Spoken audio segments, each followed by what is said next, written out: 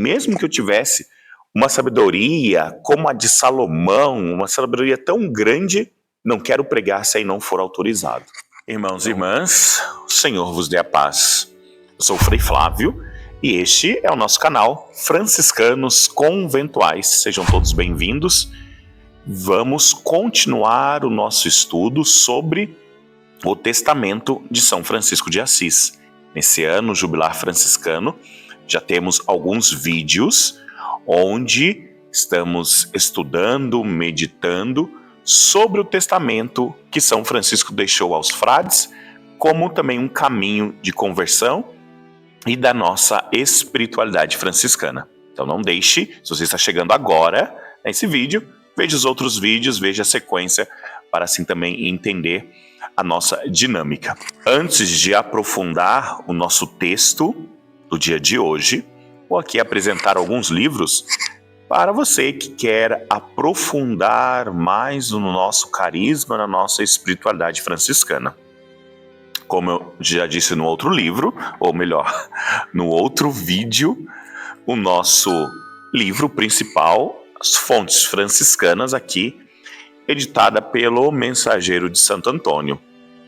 Se você não tem essa fonte, muito bom ter, porque aqui é a base para todo o nosso estudo. Também temos aqui esse livro, né, do Frei Aldir Crócoli, que é um frei franciscano menor capuchinho, A Herança de Francisco de Assis, que é a leitura do seu testamento. Então esse livro ajuda a compreender também um pouco do nosso testamento de São Francisco de Assis. Esse livro também é muito bom, recomendo.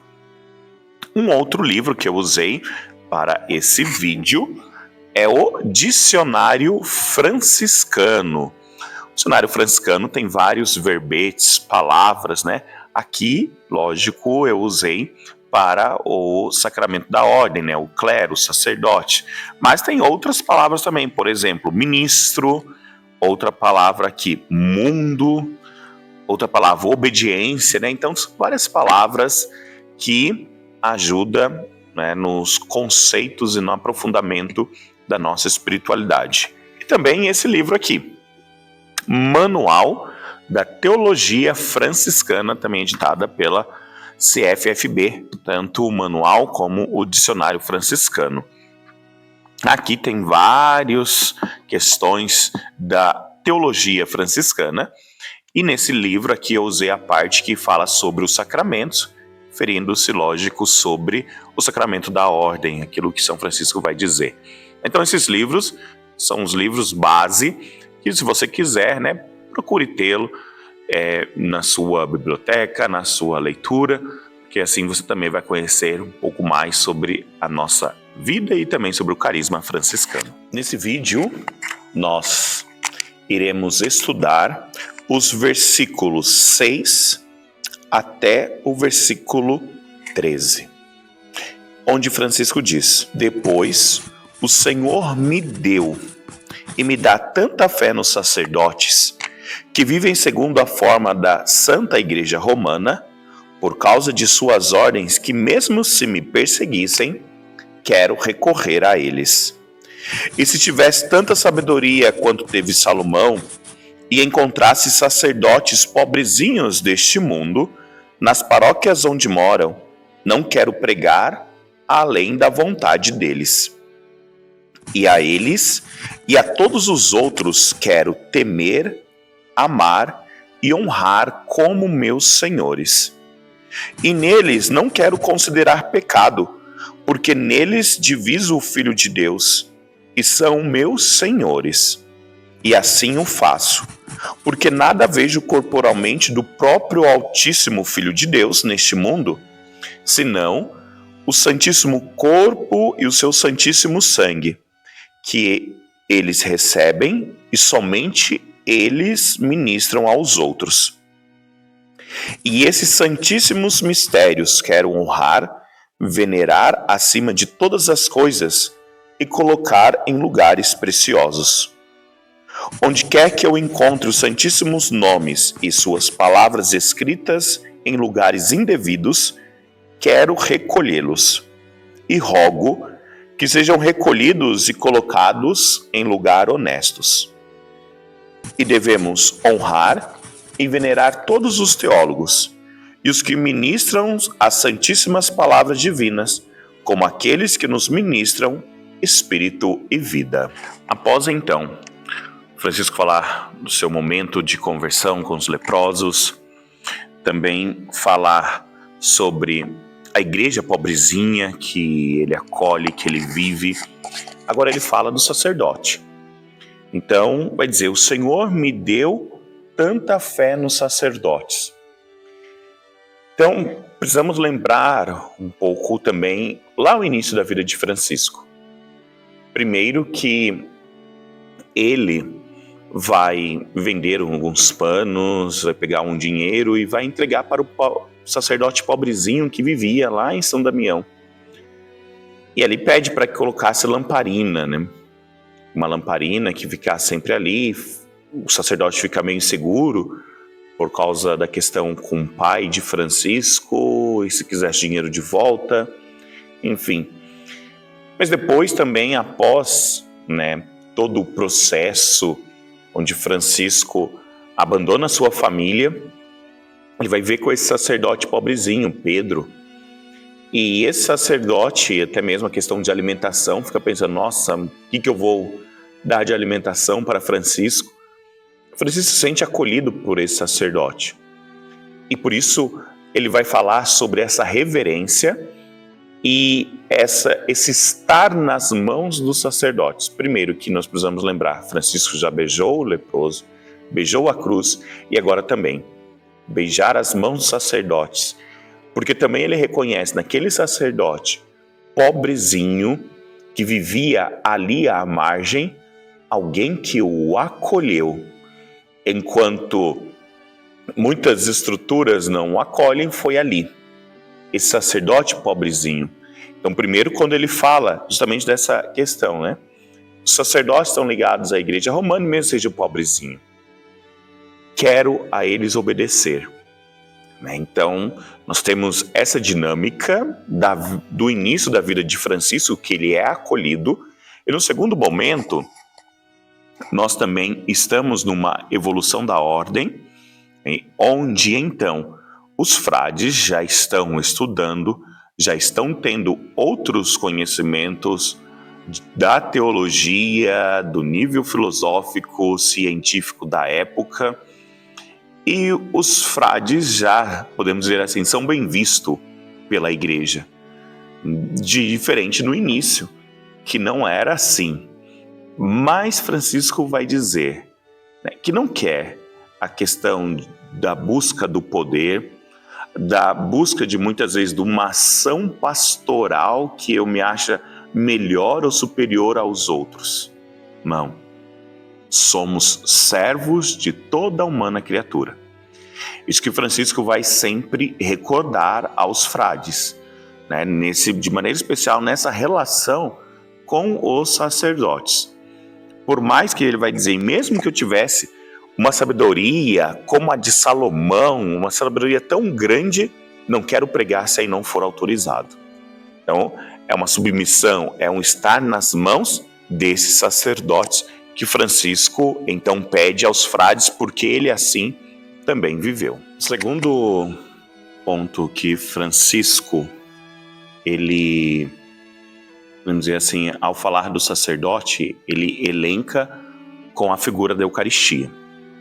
E aqui é importante, né, porque a fé no sacerdote, e também precisamos entender essa fé e essa submissão de Francisco aos sacerdotes.